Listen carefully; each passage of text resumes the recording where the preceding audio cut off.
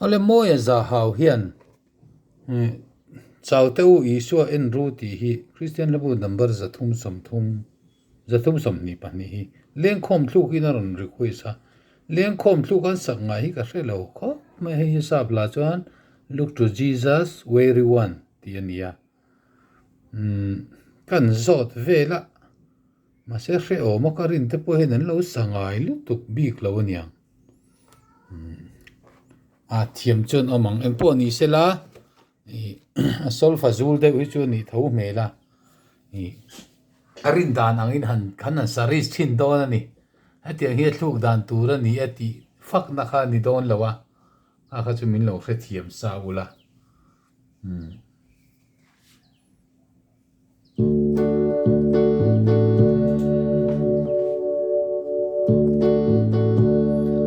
Chaute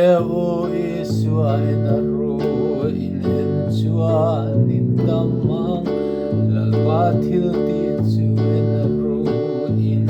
damma thinga khai kan chu in a ru in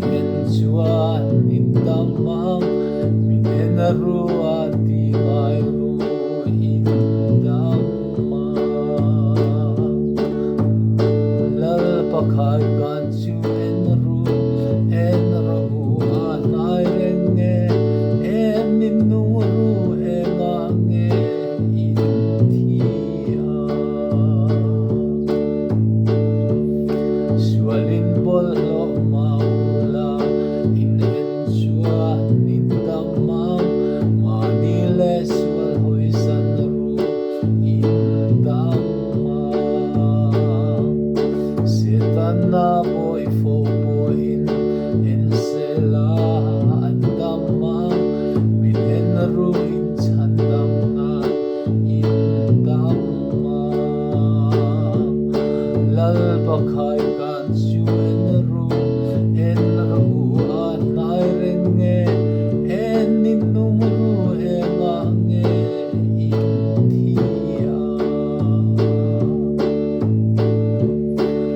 bodai to maula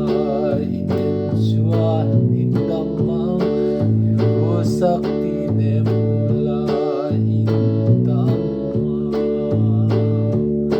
in panna ko cheu chu in namnan en ro adu apiang local ru in damma lal pakhai kan chu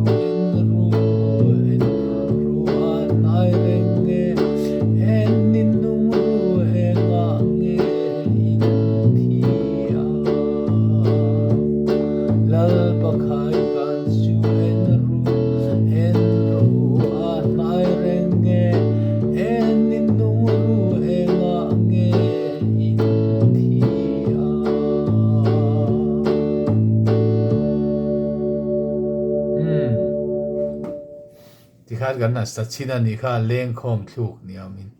thiam tak chon omang he le tu hi puthanga ania e kha kha thlu kha dik che lo chon a thiam te khan min lo ngai dam sela e kha tiang de zul kha chu ni me tho ni a sol fa zulin kan sa china ni